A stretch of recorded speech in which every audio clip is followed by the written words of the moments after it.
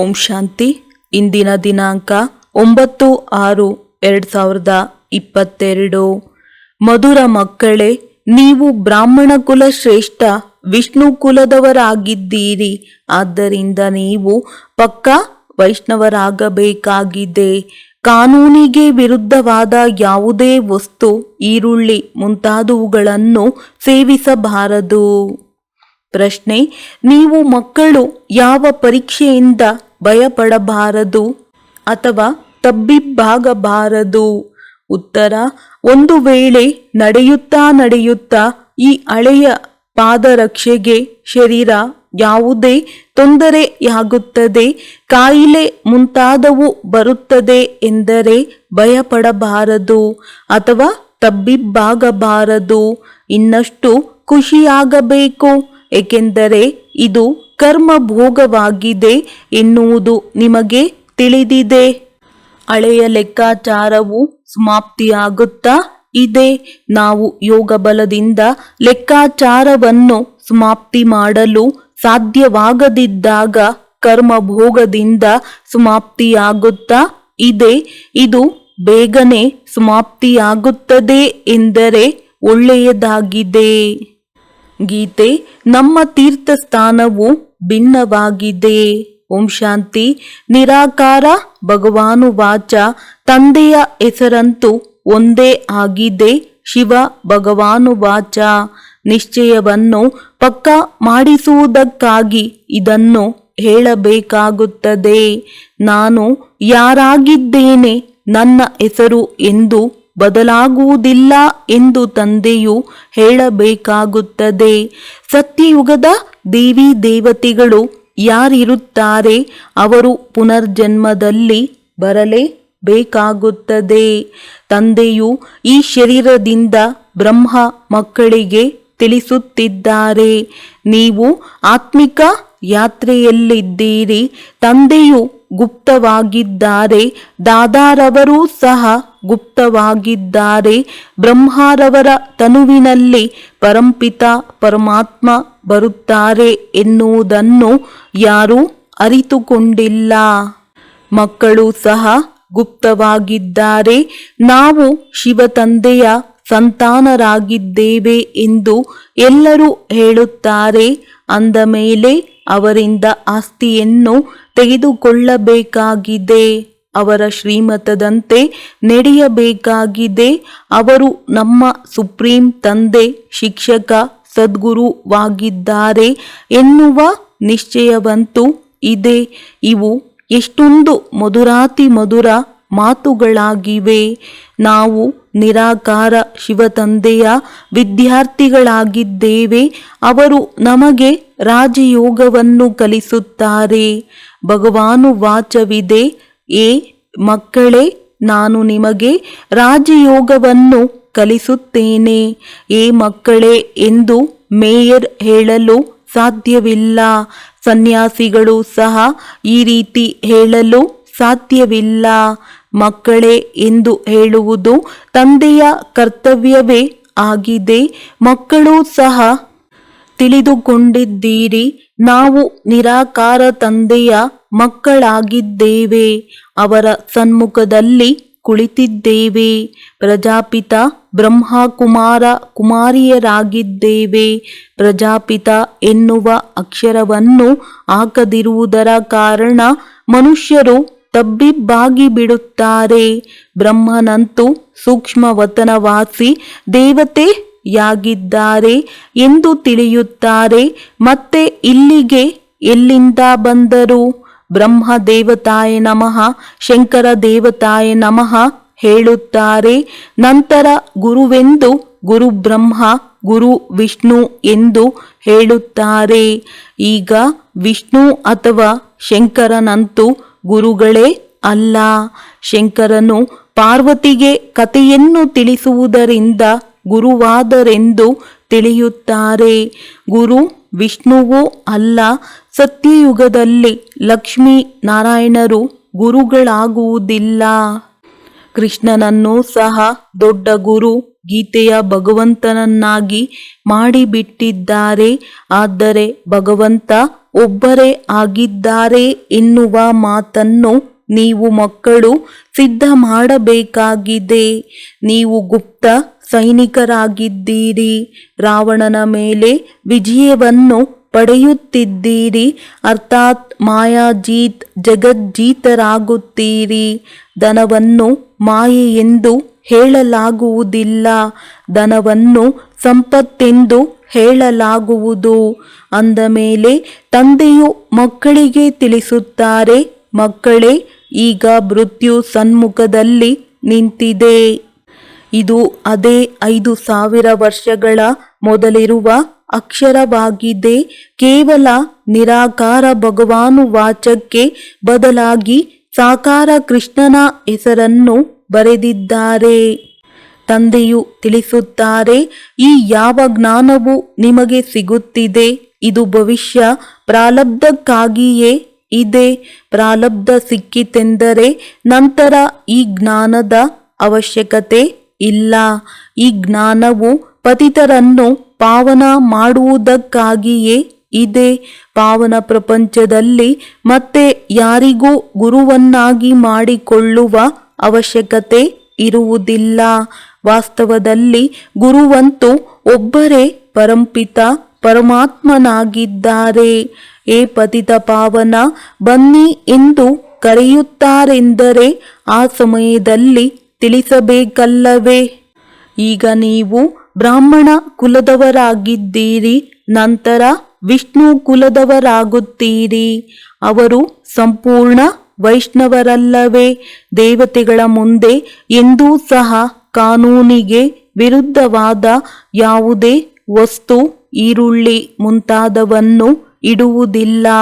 ಪುನಃ ಇಂತಹ ದೇವತೆಗಳಾಗಬೇಕಾಗಿದೆ. ಅಂದ ಮೇಲೆ ಇದೆಲ್ಲವನ್ನು ಬಿಡಬೇಕಾಗುತ್ತದೆ. ಇದು ಸಂಗಮ ಯುಗವಾಗಿದೆ ಎಂಬುದನ್ನು ಸಹ ತಿಳಿಸಲಾಗಿದೆ. ನೀವು ಬ್ರಾಹ್ಮಣರೇ ಸಂಗಮದಲ್ಲಿದ್ದೀರಿ, ಉಳಿದವರೆಲ್ಲರೂ ಕಲಿಯುಗದಲ್ಲಿದ್ದಾರೆ. ಎಲ್ಲಿಯ ತನಕ ಬ್ರಾಹ್ಮಣರಾಗುವುದಿಲ್ಲ, ಅಲ್ಲಿಯ ತನಕ ಅರಿತುಕೊಳ್ಳಲು ಸಾಧ್ಯವಿಲ್ಲ. ನಾನು ಕಲ್ಪದ ಸಂಗಮದಲ್ಲಿ ಬರುತ್ತೇನೆಂದು ತಂದೆಯು ಹೇಳುತ್ತಾರೆ. ಇದು ಯಾವ ಸಂಗಮವಾಗಿದೆ ಎನ್ನುವುದನ್ನು ಅವರು ಅರಿತುಕೊಳ್ಳುವುದೇ ಇಲ್ಲ. ಪ್ರಪಂಚವು ಬದಲಾಗುತ್ತದೆ ಎಲ್ಲವೇ? ಗಾಯನವೂ ಮಾಡುತ್ತಾರೆ. ಆದರೆ ಹೇಗೆ ಬದಲಾಗುತ್ತದೆ ಎಂಬುದನ್ನು ಯಾರೂ ತಿಳಿದುಕೊಂಡಿಲ್ಲ.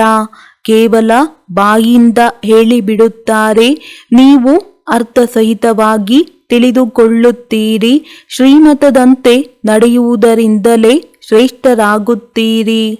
ತಂದೆಯನ್ನು ನೆನಪು ಮಾಡಬೇಕಾಗಿದೆ ಹಾಗೂ ದೇಹ ಸಹಿತ ದೇಹದ ಎಲ್ಲ ಸಂಬಂಧಗಳನ್ನು ಮರೆಯಬೇಕಾಗಿದೆ. ತಂದೆಯು ಶರೀರವಿಲ್ಲದೆ ಕಳುಹಿಸಿದ್ದರು. ಈಗ ಮತ್ತೆ ಅದೇ ರೀತಿ ಹೋಗಬೇಕಾಗಿದೆ. ಇಲ್ಲಿ ಪಾತ್ರವನ್ನಭಿನಯಿಸಲು ಬಂದಿದ್ದೀರಿ. ಇದು ಗುಪ್ತ ಪರಿಶ್ರಮವಾಗಿದೆ. ತಂದೆ ಮತ್ತು ಆಸ್ತಿಯನ್ನು ನೆನಪು ಮಾಡಬೇಕಾಗಿದೆ. ಇದನ್ನು ನೀವು ಗಳಿಗೆಗೂ ನೀವು ಮರೆತು ಹೋಗುತ್ತೀರಿ. ತಂದೆಯನ್ನು ಮರೆಯುವುದರಿಂದ ಮಾಯೆಯ ಪೆಟ್ಟು ಬೀಳುತ್ತದೆ. ಇದು ಸಹ ಆಟವಾಗಿದೆ. ಅಲ್ಲ ಅವಲ್ದಿನ್ ಕಥೆಯನ್ನು ತೋರಿಸುತ್ತಾರಲ್ಲವೇ? ಅಲ್ಲ ಧರ್ಮವನ್ನು ಸ್ಥಾಪನೆ ಮಾಡಿದರು, ಆದೇಶ ಕೊಟ್ಟರು ಮತ್ತು ಬಹಿಷ್ಠ ಸ್ವರ್ಗ ಸಿಕ್ಕಿತು. ಈ ಧರ್ಮವನ್ನು ಯಾರು ಸ್ಥಾಪನೆ ಮಾಡುತ್ತಿದ್ದಾರೆ? ಅಲ್ಲ ಮೊದಲ ನಂಬರಿನ ಧರ್ಮದ ಸ್ಥಾಪನೆ ಮಾಡಿದ್ದರು. ಆತಂತಾಯಿಯ ಆಟವನ್ನು ತೋರಿಸುತ್ತಾರೆ. ಹಾಗೆಯೇ ಇಲ್ಲಿಯೂ ಬಾಯಲ್ಲಿ ಉಂಗುರವನ್ನು, ನೆನಪಿನ ಉಂಗುರ ಹಾಕಿಕೊಳ್ಳದಿದ್ದರೆ ಮಾಯೆಯು ಬಂದು ಬಿಡುತ್ತದೆ. ಆಗ ತಂದೆಯನ್ನು ಮರೆತು ಮತ್ತೆಲ್ಲರನ್ನೂ ನೆನಪು ಮಾಡುತ್ತಾ ಇರುತ್ತೀರಿ. ನಾವು ಶಾಂತಿಧಾಮಕ್ಕೆ ಹೋಗುತ್ತಿದ್ದೇವೆ, ನಂತರ ಸುಖಧಾಮದಲ್ಲಿ ಬರುತ್ತೇವೆ ಎನ್ನುವುದು ನೀವು ಮಕ್ಕಳು ತಿಳಿದಿದ್ದೀರಿ. ದುಃಖಧಾಮವನ್ನು ಮರೆಯುವ ಪುರುಷಾರ್ಥ ಮಾಡಬೇಕಾಗಿದೆ. ಇದೆಲ್ಲವೂ ಸಮಾಪ್ತಿಯಾಗುವುದಿದೆ. ನಾವು ಲಕ್ಷಾಧಿಪತಿ ಹೀಗಿದ್ದೇವೆ ಎನ್ನುವುದನ್ನು ಬುದ್ಧಿಯಲ್ಲಿ ಇಟ್ಟುಕೊಳ್ಳಬಾರದು. ನಾವಂತೂ ಅಶರೀರಿಯಾಗಿದ್ದೇವೆ. ಈ ಹಳೆಯ ಶರೀರವು ಬಹಳ ದುಃಖ ಕೊಟ್ಟಿದೆ. ಕಾಯಿಲೆಗಳು ಹೆಚ್ಚಾದಷ್ಟು ಖುಷಿಯಾಗಬೇಕು, ನರ್ತನ ಮಾಡಬೇಕಾಗಿದೆ. ಏಕೆಂದರೆ ಇದು ಕರ್ಮ ಭೋಗವಾಗಿದೆ. ಎಲ್ಲ ಲೆಕ್ಕಾಚಾರವನ್ನು ಸಮಾಪ್ತಿ ಮಾಡಲೇ ಬೇಕಾಗಿದೆ. ಆದ್ದರಿಂದ ಭಯ ಪಡಬಾರದು. ಈ ರೀತಿ ತಿಳಿಯಬೇಕು, ನಾವು ಯೋಗ ಬಲದಿಂದ ವಿಕರ್ಮ ವಿನಾಶ ಮಾಡಿಕೊಳ್ಳದಿದ್ದರೆ ಕರ್ಮ ಭೋಗದಿಂದ ಸಮಾಪ್ತಿ ಮಾಡಬೇಕಾಗುತ್ತದೆ. ಇದರಲ್ಲಿ ತಬ್ಬಿಬ್ಬಾಗುವ ಮಾತಿಲ್ಲ. ಏಕೆಂದರೆ ಈ ಶರೀರವು ಹಳೆಯದಾಗಿದೆ. ಇದು ವಿಕರ್ಮವು ಬೇಗನೆ ಸಮಾಪ್ತಿಯಾದರೆ ಒಳ್ಳೆಯದು. ಮತ್ತೆ ನಿಮ್ಮ 7 ದಿನಗಳ ಬಟ್ಟಿಯೂ ಸಹ ಪ್ರಸಿದ್ಧವಾಗಿದೆ. 7 ದಿನಗಳು ಚೆನ್ನಾಗಿ ಅರಿತುಕೊಂಡು ಬುದ್ಧಿಯಲ್ಲಿ ಧಾರಣೆ ಮಾಡಿದ ನಂತರ ಬಲೆ ಎಲ್ಲಿಗಾದರೂ ಹೋಗಿ, ಮುರುಳಿಯಂತೂ ಸಿಗುತ್ತಿರುತ್ತದೆ. ಬಹಳಷ್ಟಾಯಿತು. ತಂದೆಯನ್ನು ನೆನಪು ಮಾಡುತ್ತಾ ಚಕ್ರವನ್ನು ತಿರುಗಿಸುತ್ತೀರಿ. 7 ದಿನಗಳಲ್ಲಿ ಸ್ವದರ್ಶನ ಚಕ್ರಧಾರಿಯಾಗಬೇಕಾಗಿದೆ. 7 ದಿನದ ಪಾಠವನ್ನು ಇಡುತ್ತಾರೆ. ಈ 7 ದಿನಗಳು ಪ್ರಸಿದ್ಧವಾಗಿದೆ. ಗ್ರಂಥವನ್ನು ಸಹ 7 ದಿನಗಳ ಕಾಲ ಇಡುತ್ತಾರೆ. ಹಾಗೆಯೇ ಬಟ್ಟಿಯೂ ಸಹ 7 ದಿನಗಳದ್ದಾಗಿದೆ. ಯಾರೇ ಬರಲಿ ಅವರಿಗೆ 7 ದಿನಗಳು ಮಾತ್ರ ಹೇಳಬೇಕೆಂದಲ್ಲ. ಮನುಷ್ಯರ ನಾಡಿಯನ್ನು ನೋಡಬೇಕಾಗುತ್ತದೆ. ಮುಂಚಿತವಾಗಿಯೇ 7 ದಿನಗಳ ಕೋರ್ಸ್ ಎಂದು ಹೇಳುವುದರಿಂದ ಕೆಲವರು ಭಯಪಡುತ್ತಾರೆ. ನಾವು 7 ದಿನಗಳು ಇರಲು ಆಗದಿದ್ದರೆ ಏನು ಮಾಡುವುದು ಎಂದು ಕೆಲವರು ಹೊರಟು ಹೋಗುತ್ತಾರೆ. ಆದ್ದರಿಂದ ಮನುಷ್ಯರನ್ನು ನೋಡಬೇಕಾಗುತ್ತದೆ. ಪ್ರತಿಯೊಬ್ಬರ ನಾಡಿ ನೋಡಬೇಕಾಗಿದೆ. ಮೊದಲು ಎಷ್ಟು ದಿನಗಳಾಗಿ ಬಂದಿದ್ದಾರೆಂದು ಪರಿಶೀಲನೆ ಮಾಡಿ ತಿಳಿದುಕೊಳ್ಳಬೇಕು. ತಕ್ಷಣ 7 ದಿನಗಳು ಎಂದು ಹೇಳುವುದರಿಂದ ಗಾಬರಿಯಾಗುತ್ತಾರೆ. ಪೂರ್ಣ 7 ದಿನಗಳಲ್ಲಿ ಯಾರೂ ಸಹ ಕೊಡಲು ಸಾಧ್ಯವಿಲ್ಲ. ಸರ್ಜನ್ಗಳಲ್ಲಿ ಕೆಲವರು ನಾಡಿಯನ್ನು ನೋಡಿದ ಕೂಡಲೇ ನಿಮಗೆ ಇಂತಿಂತಹ ಕಾಯಿಲೆ ಇದೆ ಎಂದು ಹೇಳಿಬಿಡುತ್ತಾರೆ. ಹಾಗೆಯೇ ಇವರೂ ಸಹ ನಿಮ್ಮ ಅವಿನಾಶಿ ಜ್ಞಾನದ ಸರ್ಜನ್ ಆಗಿದ್ದಾರೆ. ನೀವು ಮಕ್ಕಳು ಸಹ ಮಾಸ್ಟರ್ ಸರ್ಜನ್ ಆಗಿದ್ದೀರಿ. ಇದು ರುದ್ರ ಜ್ಞಾನ ಯಜ್ಞವಾಗಿದೆ. 1 ಸೆಕೆಂಡಿನಲ್ಲಿ ಜೀವನ್ಮುಕ್ತಿ ಸಿಗುತ್ತದೆ ಎಂದು ನೀವು ಮನುಷ್ಯರಿಗೆ ಹೇಳುತ್ತೀರಿ. ಇದಕ್ಕೆ ಕೆಲವರು ಕೇಳುತ್ತಾರೆ, 1 ಸೆಕೆಂಡಿನಲ್ಲಿ ಜೀವನ್ಮುಕ್ತಿ ಸಿಗುತ್ತದೆ ಎಂದರೆ 7 ದಿನಗಳ ಕೋರ್ಸ್ ಎಂದು ಏಕೆ ಹೇಳುವಿರಿ? ಈ ಸೆಕೆಂಡಿನ ಮಾತನ್ನು ಹೇಳಿದರೆ ಗಾಬರಿಯಾಗಿ ಬಿಡುತ್ತಾರೆ. ನಾವಂತೂ ಇರಲು ಸಾಧ್ಯವಿಲ್ಲವೆಂದು ತಿಳಿಯುತ್ತಾರೆ. ಆದ್ದರಿಂದ ಮೊದಲು ನಾಡಿಯನ್ನು ನೋಡಬೇಕಾಗಿದೆ. ಎಲ್ಲರಿಗೂ ಒಂದೇ ವಿಧದಲ್ಲಿ ತಿಳಿಸಲು ಸಾಧ್ಯವಿಲ್ಲ. ಬಹಳ ಮಕ್ಕಳು ಡಿಸ್ಸರ್ವಿಸ್ ಅನ್ನು ಮಾಡಿಬಿಡುತ್ತಾರೆ. ಫಾರ್ಮ್ ತುಂಬಿಸುವ ಸಮಯದಲ್ಲಿ ನಾಡಿ ನೋಡಿ ಕೇಳಬೇಕಾಗುತ್ತದೆ. ಎಷ್ಟು ದಿನವಿರಲು ಸಾಧ್ಯವಾಗುತ್ತದೆ ಎನ್ನುವುದನ್ನು ಕೇಳಬೇಕಾಗಿದೆ. ಒಳ್ಳೆಯದು, ಭಗವಂತ ಒಬ್ಬರೇ ಆಗಿದ್ದಾರೆಂದು ಎಲ್ಲರಿಗೂ ತಿಳಿಸಿ ಪರಂಪಿತ ಪರಮಾತ್ಮನೊಂದಿಗೆ ನಿಮ್ಮ ಸಂಬಂಧವೇನು ಎನ್ನುವ ಮಾತನ್ನು ಮೊದಲು ತಿಳಿಸಬೇಕು. ಹಾಗೂ ಅವರು ತಂದೆಯಾಗಿದ್ದಾರೆ, ನಾವು ಅವರ ಮಕ್ಕಳಾಗಿದ್ದೇವೆ. ತಂದೆಯಂತೂ ಆಸ್ತಿಯನ್ನು ಕೊಡುತ್ತಾರೆಂದರೆ ಸ್ವರ್ಗದ ಆಸ್ತಿಯನ್ನೇ ಕೊಡುತ್ತಾರಲ್ಲವೇ? ಅವರು ಸ್ವರ್ಗದ ರಚಯಿತನಾಗಿದ್ದಾರೆ. ಈ ಸಮಯದಲ್ಲಿ ಇದು ನರಕವಾಗಿದೆ. ಭಾರತವೇ ಸ್ವರ್ಗವಾಗಿತ್ತು. ವಿಶ್ವದ ಮಾಲೀಕರಾಗಿದ್ದೆವು. ದೇವಿ ದೇವತೆಗಳ ರಾಜ್ಯವಿತ್ತು. ಆದರೆ ಮಾಯೆಯು ರಾಜ್ಯವನ್ನು ಕಸಿದುಕೊಂಡಿದೆ. ಈಗ ಮತ್ತೆ ಮಾಯೆಯ ಮೇಲೆ ವಿಜಯ ಪಡೆದು ರಾಜ್ಯವನ್ನು ಪಡೆಯಬೇಕಾಗಿದೆ. ಹಳೆಯ ಪತಿತ ಕಲಿಯುಗಿ ಪ್ರಪಂಚದ ವಿನಾಶವು ಸನ್ಮುಖದಲ್ಲಿ ನಿಂತಿರುವುದರಿಂದ ಅವಶ್ಯವಾಗಿ ಪಾವನ ಪ್ರಪಂಚದ ಸ್ಥಾಪನೆ ಮಾಡಲೇಬೇಕಾಗುತ್ತದೆ. ಹೀಗೆ ಎಲ್ಲವನ್ನು ತಿಳಿಸಿ ಸ್ವಲ್ಪ ಸೂಚನೆ ಕೊಡಬೇಕು. ಮುಂದೆ ಹೋದಂತೆ ಇವೆಲ್ಲ ಮಾತುಗಳನ್ನು ಅವರು ತಿಳಿಯುತ್ತಾ ಮುಂದೆ ಸಾಗುತ್ತಾರೆ. ಇಂದಿಲ್ಲದಿದ್ದರೆ ನಾಳೆ ಬಂದೇ ಬರುತ್ತಾರೆ. ಇಲ್ಲಿವೆ ಬರದೆ ಇನ್ನೆಲ್ಲಿಗೆ ಹೋಗುತ್ತಾರೆ. ಸದ್ಗತಿ ಸಿಗುವಂತಹ ಅಂಗಡಿಯು ಒಂದೇ ಆಗಿದೆ. ಇದು ಪರಂಪಿತ ಪರಮಾತ್ಮ ಶಿವತಂದೆಯ ಅಂಗಡಿಯಾಗಿದೆ. 1 ಸೆಕೆಂಡಿನಲ್ಲಿ ಜೀವನ್ಮುಕ್ತಿ ಸಿಗಬೇಕಾಗಿದೆ. ಅಂಗಡಿಯನ್ನು ನೋಡಿ ಹೇಗಿದೆ. ಇದರಲ್ಲಿ ನೀವು ವ್ಯಾಪಾರಿಗಳಾಗಿದ್ದೀರಿ. ಯಾರು ಒಳ್ಳೆಯ ವ್ಯಾಪಾರಿಗಳಾಗಿರುತ್ತಾರೆ ಅವರು ಒಳ್ಳೆಯ ಪದವಿಯನ್ನೇ ಪಡೆಯುತ್ತಾರೆ. ವ್ಯಾಪಾರ ಮಾಡುವುದಕ್ಕೂ ಸಹ ತಿಳುವಳಿಕೆ ಇರಬೇಕು. ಒಂದು ವೇಳೆ ತಿಳುವಳಿಕೆ ಇಲ್ಲವೆಂದರೆ ಅವರು ಸೇವೆ ಮಾಡಲು ಸಾಧ್ಯವೇ? ಮೊದಲಂತೂ ಅವರಲ್ಲಿ ನಿಶ್ಚಯವನ್ನು ಕೂರಿಸಬೇಕಾಗುತ್ತದೆ. ನಂತರ 7 ದಿನಗಳ ಮಾತನ್ನು ತಿಳಿಸಬೇಕು. ಅರೆ, ತಂದೆಯಂತೂ ಆಸ್ತಿಯನ್ನು ಕೊಡಲು ಬಂದಿದ್ದಾರೆ. ಭಾರತವೇ ಸುಖಧಾಮವಾಗಿತ್ತು, ಈಗ ಭಾರತವೇ ದುಃಖಧಾಮವಾಗಿದೆ. ಮತ್ತೆ ಇದು ಹೇಗೆ ಸುಖಧಾಮವಾಗುತ್ತದೆ? ಯಾರು ಮಾಡುತ್ತಾರೆ?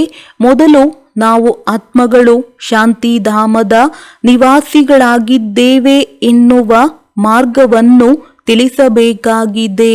ನಂತರ ಪಾತ್ರವನ್ನು ಅಭಿನಯಿಸಲು ಬರುತ್ತೇವೆ. ಈಗ ತಂದೆಯು ತಿಳಿಸುತ್ತಾರೆ, ಮಕ್ಕಳೇ, ಹಿಂತಿರುಗಿ ಮನೆಗೆ ಬರಬೇಕಾಗಿದೆ. ತಂದೆಯನ್ನು ನೆನಪಿಟ್ಟುಕೊಳ್ಳುವುದರಿಂದ ನಿಮ್ಮ ವಿಕರ್ಮಗಳು ವಿನಾಶವಾಗುತ್ತದೆ. ನಿಮ್ಮ ಹಾರುವ ರೆಕ್ಕೆಗಳು ಕತ್ತರಿಸಲ್ಪಟ್ಟಿವೆ, ಅವು ಪುನಃ ಸಿಗುತ್ತಿರುತ್ತದೆ. ನೀವು ನನ್ನ ಬಳಿ ಬಂದು ಬಿಡುತ್ತೀರಿ. ತಂದೆಯೇ ಬಂದು ಕವಡೆಯಿಂದ ವಜ್ರ ಸಮಾನ ಮಾಡುತ್ತಾರೆ. ಇದು ಅತಿ ದೊಡ್ಡ ಜಬರ್ದಸ್ತ್ ಸಂಪಾದನೆಯಾಗಿದೆ. ತಂದೆಯನ್ನು ನೆನಪು ಮಾಡುವುದರಿಂದಲೇ 21 ಜನ್ಮಗಳಿಗೆ ನೀವು ನಿರೋಗಿಯಾಗುತ್ತೀರಿ. ಚಕ್ರವನ್ನು ನೆನಪು ಮಾಡುವುದರಿಂದ ನೀವು ಸದಾ ಆರೋಗ್ಯವಂತರು, ಭಾಗ್ಯವಂತರಾಗುತ್ತೀರಿ. ಈಗಂತೂ ಇವೆರಡೂ ಇಲ್ಲ. ನಿಮ್ಮಲ್ಲಿಯೂ ಸಹ ನಂಬರ್ ವಾರ್ ಇದ್ದೀರಿ. ಯಾರು ಕಚ್ಚಾ ಇದ್ದಾರೆ ಅಂಥವರನ್ನು ಮಾಯೆಯು ತಕ್ಷಣ ತಿಂದು ಬಿಡುತ್ತದೆ. ಆದರೂ ಸಹ ಮುಂದೆ ಹೋದಂತೆ ಸ್ಮೃತಿ ಬರುತ್ತದೆ. ಅಂತ್ಯದಲ್ಲಿ ರಾಜರುಗಳು ಬರುತ್ತಾರೆ, ಸನ್ಯಾಸಿ ಮುಂತಾದವರು ಬರುತ್ತಾರೆ. ನೀವು ಕನ್ಯೆಯರು, ಮಾತೆಯರೇ, ಬಾಣ ಪ್ರಯೋಗ ಮಾಡಿದ್ದೀರಿ. ಇಲ್ಲಿ ಮಂದಿರಗಳೂ ಸಹ ಮಾಡಲ್ಪಟ್ಟಿವೆ. ಕನ್ಯಾಕುಮಾರಿಯ ಮಂದಿರವೂ ಇದೆ. ಅದರ್ ಕುಮಾರಿ ಎನ್ನುವುದರ ಅರ್ಥವನ್ನೂ ಸಹ ಯಾರೂ ತಿಳಿದಿಲ್ಲ. ಯಾರು ಗೃಹಸ್ಥ ವ್ಯವಹಾರದಲ್ಲಿರುತ್ತಾ ಬ್ರಹ್ಮಕುಮಾರಿಯಾಗಿರುತ್ತಾರೆ ಅವರನ್ನೇ ಅದರ್ ಕುಮಾರಿ ಎಂದು ಹೇಳಲಾಗುತ್ತದೆ. ಕುಮಾರಿಯು ಕುಮಾರಿಯೇ ಆಗಿದ್ದಾರೆ. ನಿಮ್ಮ ನೆನಪಾರ್ಥವಾಗಿ ಮಂದಿರವು ಮಾಡಲ್ಪಟ್ಟಿದೆ. ಕಲ್ಪದ ಮೊದಲೂ ಸಹ ನೀವು ಸರ್ವಿಸ್ ಮಾಡಿದ್ದೀರಿ. ಅಂದ ಮೇಲೆ ನಿಮಗೆ ಎಷ್ಟೊಂದು ಖುಷಿಯಾಗಬೇಕು. ನಿಮ್ಮದು ಎಷ್ಟು ಅಮೂಲ್ಯವಾದ ಜಬರ್ದಸ್ತ್ ಪರೀಕ್ಷೆಯಾಗಿದೆ. ಓದಿಸುವವರು ಭಗವಂತನಾಗಿದ್ದಾರೆ. ದೆಹಲಿ ಪಾರ್ಟಿಯವರು ಬಾಬಾರವರಿಂದ ಅನುಮತಿ ತೆಗೆದುಕೊಂಡು ತಮ್ಮ ಸ್ಥಾನಕ್ಕೆ ಹೋಗುತ್ತಿದ್ದಾರೆ. ಮಕ್ಕಳು ಬಹಳ ಚೆನ್ನಾಗಿ ರಿಫ್ರೆಶ್ ಆಗಿ ಹೋಗುತ್ತಿದ್ದೀರಿ. ನಂಬರ್ ವಾರಂತೂ ಆಗಿಯೇ ಇದ್ದೀರಿ. ಯಾರು ಚೆನ್ನಾಗಿ ತಿಳಿದುಕೊಳ್ಳುವರು ಅವರು ಅನ್ಯರಿಗೂ ಚೆನ್ನಾಗಿ ಅರ್ಥ ಮಾಡಿಸುತ್ತಾರೆ. ತಂದೆಯು ಗುಪ್ತವಾಗಿದ್ದಾರೆ, ದಾದಾರವರು ಗುಪ್ತವಾಗಿದ್ದಾರೆ. ಇದನ್ನು ಮಕ್ಕಳು ತಿಳಿದಿದ್ದೀರಿ. ನಾವು ಸಹ ಗುಪ್ತವಾಗಿದ್ದೇವೆ. ಇದನ್ನು ಯಾರೂ ತಿಳಿದಿಲ್ಲ. ಬ್ರಾಹ್ಮಣರು ಸಹ ತಿಳಿದಿರುವುದಿಲ್ಲ. ನೀವು ಕುಖ ವಂಶಾವಳಿಯಾಗಿದ್ದೀರಿ. ನಾವು ಮುಖ ವಂಶಾವಳಿ ಆಗಿದ್ದೇವೆ. ಇದನ್ನು ನೀವು ತಿಳಿಸಬಹುದು. ನೀವು ಪತಿತರಾಗಿದ್ದೀರಿ, ನಾವು ಪಾವನರಾಗುತ್ತಿದ್ದೇವೆ. ಪ್ರಜಾಪಿತ ಬ್ರಹ್ಮನ ಸಂತಾನರಾಗಿದ್ದೇವೆ ಅಂದ ಮೇಲೆ ಹೊಸ ಪ್ರಪಂಚಕ್ಕಾಗಿಯೇ ಅಲ್ಲವೇ? ಸತ್ಯಯುಗದ ದೇವತೆಗಳು ಹೊಸ ಪ್ರಪಂಚದಲ್ಲಿ ನಿವಾಸಿಯೇ ಅಥವಾ ಬ್ರಾಹ್ಮಣರು ಹೊಸ ಪ್ರಪಂಚದ ನಿವಾಸಿಗಳೇ? ಬ್ರಾಹ್ಮಣರಿಗೆ ಶಿಖೆಯನ್ನು ತೋರಿಸಲಾಗುತ್ತದೆ. ಶಿಖೆಯು ಬ್ರಾಹ್ಮಣ ಕುಲ ಶ್ರೇಷ್ಠವಾಗಿದೆ ಹಾಗೂ ಮಸ್ತಕವು ದೇವತಾ ಕುಲದ್ದಾಗಿದೆ ಅಂದ ಮೇಲೆ ಉತ್ತಮರು ಯಾರಾಗಿದ್ದಾರೆ? ಅದರಲ್ಲಿ ಶಿವತಂದೆಯನ್ನು ಮಾಯ ಮಾಡಿಬಿಟ್ಟಿದ್ದಾರೆ. ನೀವು ಮಕ್ಕಳು ತಿಳಿದುಕೊಂಡಿದ್ದೀರಿ, ತಂದೆಯು ಊದೋಟದ ಮಾಲೀಕನಾಗಿದ್ದಾರೆ. ರಾವಣನನ್ನು ಮಾಲೀಕನೆಂದು ಹೇಳಲಾಗುತ್ತದೆಯೇ? ರಾವಣನು ಮುಳ್ಳನ್ನಾಗಿ ಮಾಡುತ್ತಾನೆ, ತಂದೆಯು ಹೂವನ್ನಾಗಿ ಮಾಡುತ್ತಾರೆ. ಇದೆಲ್ಲವೂ ಮುಳ್ಳುಗಳ ಕಾಡಾಗಿದೆ. ಒಬ್ಬರಿನ್ನೊಬ್ಬರಿಗೆ ದುಃಖವನ್ನೇ ಕೊಡುತ್ತಿರುತ್ತಾರೆ. ತಂದೆಯು ತಿಳಿಸುತ್ತಾರೆ, ನೀವು ಯಾರಿಗೂ ದುಃಖ ಕೊಡಬಾರದು. ಕ್ರೋಧದಿಂದ ಮಾತನಾಡುವುದರಿಂದ 100 ಪಟ್ಟು ಶಿಕ್ಷೆಯಾಗುತ್ತದೆ. ಪಾಪಾತ್ಮರಾಗಿ ಬಿಡುತ್ತೀರಿ. ಅಂಥವರಿಗೆ ಬಹಳ ಕಠಿಣ ಶಿಕ್ಷೆಯಾಗಿರುತ್ತದೆ. ತಂದೆಯ ಜೊತೆಯಲ್ಲಿ ಸಹಯೋಗಿಗಳಾಗಿರುತ್ತೇವೆ ಎನ್ನುವ ಗ್ಯಾರಂಟಿ ಕೊಡಿ. ಅದರ ನಂತರ ಡಿಸ್ಸರ್ವಿಸ್ ಮಾಡುತ್ತಾರೆಂದರೆ ಅವರಿಗೆ ಬಹಳ ಕಠಿಣ ಶಿಕ್ಷೆಯಾಗುವುದು. ಮಕ್ಕಳಾಗಿದ್ದು ವಿಕರ್ಮ ಮಾಡುತ್ತೀರೆಂದರೆ 100 ಪಟ್ಟು ಶಿಕ್ಷೆಯನ್ನು ಅನುಭವಿಸಬೇಕಾಗುತ್ತದೆ.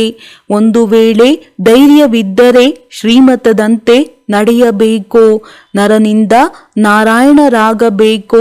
ಪ್ರಜೆಗಳಾದರೂ ಸಾಕು ಎನ್ನುವಂತಿರಬಾರದು. ಇದು ಬಹಳ ದೊಡ್ಡ ಮಾಲೆಯಾಗಿದೆ. ಬಹಳಷ್ಟು ಅವಕಾಶಗಳಿವೆ. ಇದರಲ್ಲಿ ಹೃದಯ ವಿದೀರ್ಣರಾಗಬಾರದು. ಕೆಳಗೆ ಬಿದ್ದರೂ ತಮ್ಮನ್ನು ಸಂಭಾಲನೆ ಮಾಡಿಕೊಳ್ಳಬೇಕು. ಶಿವತಂದೆಯಿಂದ 1 ಸೆಕೆಂಡಿನಲ್ಲಿ ಜೀವನ್ಮುಕ್ತಿಯನ್ನು ಪಡೆಯುವಂತಹ ಅಂಗಡಿ ಇದು ಒಂದೇ ಆಗಿದೆ. ಒಳ್ಳೆಯದು.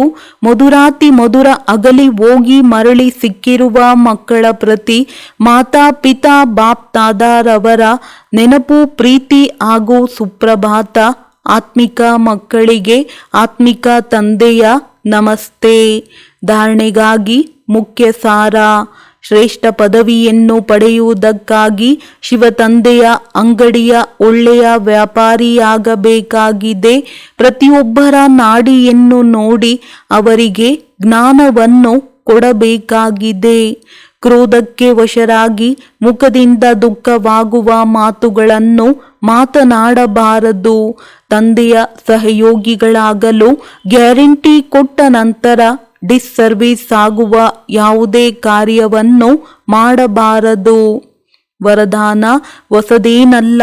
ಈ ಸ್ಮೃತಿಯಿಂದ ವಿಘ್ನಗಳನ್ನು ಆಟವೆಂದು ತಿಳಿದು ಪಾರು ಮಾಡುವಂತಹ ಅನುಭವಿ ಮೂರ್ತಿಭವ. ವಿಘ್ನಗಳು ಬರುವುದು ಸಹ ಡ್ರಾಮಾದಲ್ಲಿ ಆದಿಯಿಂದ ಅಂತ್ಯದವರೆಗಿನ ನೋಂದಣಿ ಇದೆ. ಆದರೆ ಆ ವಿಘ್ನವು ಅಸಂಭವದಿಂದ ಸಂಭವದ ಅನುಭೂತಿ ಮಾಡಿಸುತ್ತದೆ. ಅನುಭವಿ ಆತ್ಮರಿಗಾಗಿ ವಿಘ್ನವೂ ಸಹ ಆಟವೆನಿಸುವುದು. ಹೇಗೆ ಫುಟ್ಬಾಲ್ ಆಟದಲ್ಲಿ ಚೆಂಡು ಬರುತ್ತದೆ, ಕಾಲಿನಿಂದ ಒಡೆಯಲಾಗುತ್ತದೆ. ಆಟವನ್ನಾಡುವುದರಲ್ಲಿ ಮಜಾ ಬರುತ್ತದೆ. ಅದೇ ರೀತಿ ಈ ವಿಘ್ನಗಳ ಆಟವೂ ಆಗುತ್ತಿರುತ್ತದೆ. ಹೊಸದೇನಲ್ಲ. ಡ್ರಾಮಾ ಆಟವನ್ನು ತೋರಿಸುತ್ತದೆ ಹಾಗೂ ಸಂಪನ್ನ ಸಫಲತೆಯನ್ನು ತೋರಿಸುತ್ತದೆ. ಸ್ಲೋಗನ್: ಸರ್ವರ ಗುಣಗಳನ್ನು ನೋಡುತ್ತಾ ವಿಶೇಷತೆಗಳ ಸುಗಂಧವನ್ನು ಹರಡಿಸುತ್ತೀರೆಂದರೆ ಈ ಪ್ರಪಂಚವು ಸುಖಮಯವಾಗಿ ಬಿಡುತ್ತದೆ. ಒಳ್ಳೆಯದು. ಓಂ ಶಾಂತಿ.